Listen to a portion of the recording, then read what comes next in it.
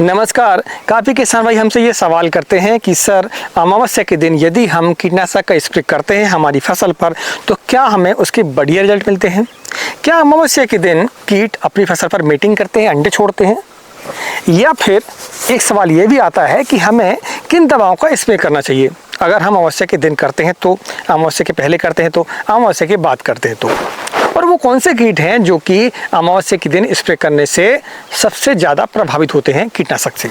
तो चलिए इस वीडियो पर हम इन सवालों के जवाब आपको देंगे प्रमुख पॉइंटों के आधार पर। पहला पॉइंट ये होगा कि भैया अमावस्या के दिन क्या होता है, दूसरा क्या हमें फ़ायदे होते हैं, तीसरा किस समय पर स्प्रे करना चाहिए, और चौथा ये कि हमें किस दवा का इस्तेमाल करना चाहिए और किन कीटों के लिए इस्तेमाल करना चाहिए। ये सारी जानकारी इस वीडियो पर आपको बहुत ही क्लियर तरीके से मिल जाएगी और आपके मन में आज के बाद ये सवाल नहीं उठेगा। आप ये समझ चुके होंगे कि यार हमें अमावस्या के दिन स्प्रे करना चाहिए या नहीं करना चाहिए, और करना चाहिए तो किन दवाओं का इस्तेमाल करना चाहिए। तो वीडियो की शुरुआत करते हैं। मैं हूं राकेश साहू, आप देख रहे हैं एग्रो जीवन बातें किसान की। जानकारी पसंद आए तो वीडियो को लाइक करें और चैनल पहली बार आए तो चैनल को सब्सक्राइब जरूर करें।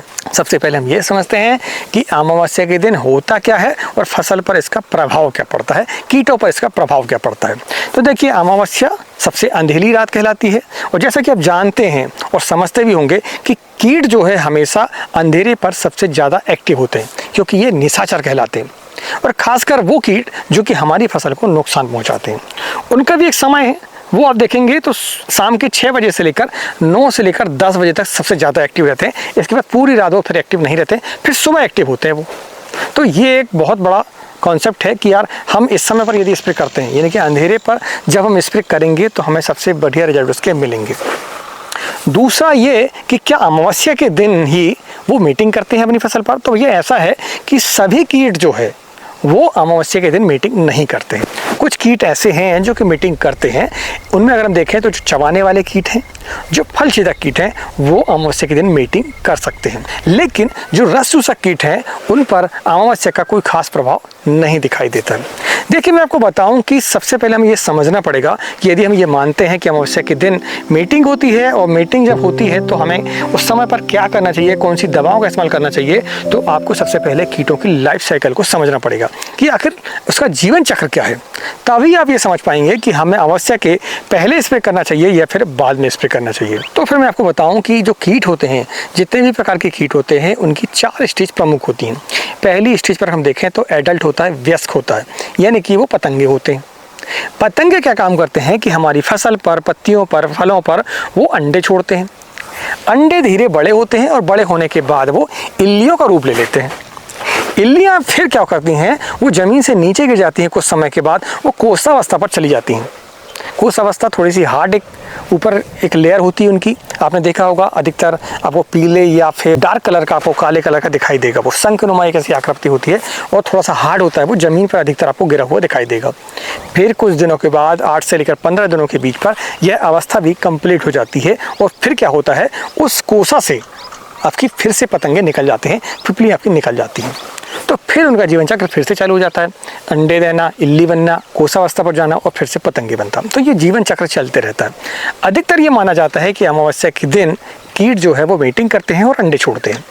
अगर हम इस बात को मानते हैं तो फिर हमें अमावस्या के पहले अगर हम स्प्रे करना चाहते हैं 1 से 2 दिनों के पहले, तो हमें ऐसी दवा का इस्तेमाल करना चाहिए कि हमारी फसल पर कीट आ ही ना। अब वो कैसे नहीं आएंगे, तो आपको ऐसी गंध वाली दवा, जो तेज गंध वाली है, गैसिंग पॉइजन वाली दवाएं हैं, उनका आपको स्प्रे कर लेना चाहिए। उनमें अगर हम देखें तो कौन सी दवाएं हैं, उसमें एसीफेट है, नीमाइल है, फेसाइल है, इनका आपको इस्तेमाल कर लेना चाहिए। जितनी भी महक वाली दवाएं, जैसे क्लोरोपाइरीफास भी उनमें आता है, रोगर भी आता है, तो आप इन दवाओं का इस्तेमाल यदि अमावस्या के 1 से 2 दिन पहले करते हैं तो आपकी फसल पर हम ये मान के चल सकते हैं कि कीट नहीं आएंगे, और कीट नहीं आएंगे तो मीटिंग नहीं करेंगे, मीटिंग नहीं करेंगे तो अंडे भी नहीं आएंगे। ठीक है, ये क्लियर हो गया। दूसरा, यदि हम ये मानते हैं कि अंडे छोड़ देते हैं वो यदि अमावस्या के दिन, तो फिर क्या करेंगे हम, हमें ऐसी दवा का इस्तेमाल करना चाहिए अमावस्या के बाद कि वहाँ हमारे अंडे नष्ट होने चाहिए। उनमें अगर हम देखें जैसे कि रोगर है आपका, ओविरान है, यानी कि ओविसाइड एक्शन वाले जितने भी कीटनाशक है उनका आपको इस्तेमाल कर लेना चाहिए। एवासीन वगैरह हो गया, ऐसी दवा का आपको इस्तेमाल कर लेना चाहिए। अब हम बात करते हैं कि यदि अमावस्या से 4 से 5 दिनों की बात करें तो फिर हमें कौन सी दवा इस्तेमाल करनी चाहिए। तो उनमें अगर हम देखें तो हम ये मान के चलते हैं कि अमावस्या में यदि अंडे देते हैं तो अंडे जो है 5 से 7 दिनों के बाद इल्ली का रूप लेगी, 15 दिनों के बाद इल्ली का रूप लेगी। तो इल्लियों के लिए हमें 5 से 6 दिनों के बाद स्प्रे कर लेनी चाहिए। उनमें अगर हम देखें तो हमें ऐसी दवा का इस्तेमाल करना चाहिए जो इल्लियों को नष्ट करती हो डायरेक्ट रूप से।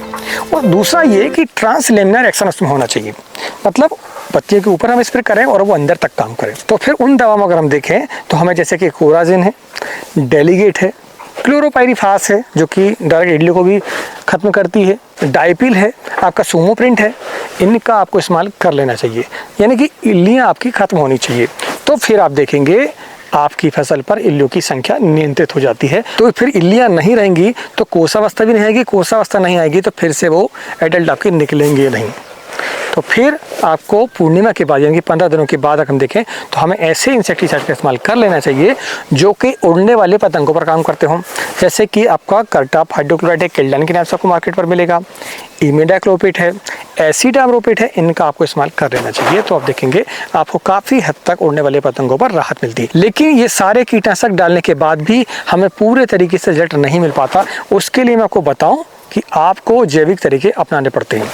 जैविक तरीका हम देखें तो स्टिकी ट्रैप है, लाइट ट्रैप है, फेरोमोन ट्रैप है, इनका आपको इस्तेमाल कर लेना चाहिए, खासकर बैंगन जैसी फसल पर। जैसा कि पहले आपको मैंने बताया है कि फसल में अगर हम देखें तो हमें ऐसी फसलों पर अमावस्या के दिन स्प्रे करने चाहिए जैसे कि जिन पर तना छेदक आता हो, फल छेदक आता हो, यानी कि फल पक्की वगैरह है। उनमें अगर हम देखें तो जैसे कि बैंगन है आपका, खीरा है, टमाटर में फल छेदक है, ऐसी फसलों पर हमें अमावस्या के दिन स्प्रे कर लेना चाहिए। तो वो जो पतंगे होते हैं वो आपके फेरोमोन ट्रैप पर बहुत बढ़िया तरीके से नियंत्रित होते हैं, स्टिकी ट्रैप पर नियंत्रित होते हैं, सोलर ट्रैप पर नियंत्रित होते हैं। अगर आप किसी भी इंडिया के कोने पर रहते हो और आपको वो ट्रैप नहीं मिल पाते तो आप हमसे हमारे व्हाट्सएप नंबर पर संपर्क कर सकते हैं। हम आप तक वो ट्रैप को पहुँचा देते हैं बहुत ही कम कीमत पर और बहुत आसानी से। आपको कहीं जाने की आवश्यकता नहीं है। हम जानते हैं कि किसान ऐसी जगहों पर रहते हैं, दूर दराज एरिया पर रहते हैं कि वहाँ पर ट्रैप नहीं मिल पाता है, तो फिर आप हमसे संपर्क कर सकते हैं। ऐसे ही मैं आपको बताऊं कि हमने बैगन, करेला, खीरा, टमाटर, मिर्च, शिमला मिर्च, फूल गोभी, भिंडी, इन फसलों के लिए ई बुक लिखी हुई है जिस पर हमने संपूर्ण जानकारी दी है। कौन सी दवा आपको कब देनी है, कितनी मात्रा पर देनी है, मार्केट पर किस नाम से मिलेगी आपको, खाद कौन सी कब चलाना है, ज़मीन की तैयारी कैसे करनी है, ये सारी जानकारी हमने हमारी ई बुक पर लिखी हुई है। आप चाहें तो हमारी ई बुक को ले सकते हैं, लिंक उसकी डिस्क्रिप्शन पर भी है, स्क्रीन पर जो नंबर चल रहा है वहाँ से भी आप हमसे संपर्क कर सकते हैं। तो हमने अभी ये जाना कि हमें अमावस्या के दिन अगर स्प्रे करने हैं तो कौन सा स्प्रे करना है, बाद में क्या स्प्रे करने हैं। फसलों में हमने बताया आपको कि हमने टमाटर, बैगन, मिर्च, इन पर हमें विशेष रूप से अमावस्या के दिन स्प्रे कर लेना चाहिए। तो आपको बहुत ही बढ़िया रिजल्ट मिलते हैं। ओवरऑल अगर हम देखें तो भैया अगर अमावस्या के दिन आप स्प्रे करते हैं तो आपको नुकसान नहीं है, इसका फ़ायदा तो अपनी जगह पर है, फ़ायदा मिलेगा ही मिलेगा। लेकिन मैं आपको बताऊं कि यह अंधविश्वास भी हम नहीं कह सकते इसको, और पूरे तरीके से यह वैज्ञानिक भी नहीं है कि अमावस्या के दिन स्प्रे करने से हमें हमारी फसल पर सबसे ज़्यादा रिजल्ट उसके मिलते हैं। एक और ख़ास बात यह है कि आपको शाम के समय अधिकतर स्प्रे कर लेना चाहिए, वो इसलिए ताकि बर्निंग ना आए। शाम के समय टेम्परेचर लो हो जाता है, खासकर गर्मियों के समय पर, तो आपको 4 बजे के बाद स्प्रे करनी चाहिए। उससे फ़ायदा ये होता है कि एक तो दवा का असर ज़्यादा होता है क्योंकि उस समय पर कीट जो है एक्टिव ज़्यादा होते हैं। दूसरा ये कि बर्निंग नहीं आती है। जो हॉट फंगिसाइड हैं, जो हॉट कीटनाशक हैं, उनको इस्तेमाल जब हम करते हैं हाई टेम्परेचर में दोपहर के समय पर, तो आपकी फसल पर पत्तियों की जलने की समस्या आती है। इसलिए ये बड़े सोच समझ कर आपको स्प्रे कर लेना चाहिए। या तो सुबह 9 बजे के पहले कर लें या फिर शाम के 3 बजे के 4 बजे के बाद आप करें, तो फिर आप देखेंगे आपकी फसल पर किसी भी प्रकार का कीटनाशक का दुष्प्रभाव आपको दिखाई नहीं देता है। आज की जानकारी आपको कैसी लगी, और यदि आप अमावस्या और पूर्णिमा के फसल पर और क्या प्रभाव पड़ते हैं ग्रोथ संबंधी, वो भी हम आपको बता सकते हैं यदि आप कमेंट करें तो। आप किस जगह से इस वीडियो को देखते हैं कमेंट करके जरूर बताएं। मिलते हैं एक नई वीडियो में एक नई जानकारी से। नमस्कार, जय हिंद, जय किसान, जय जवान।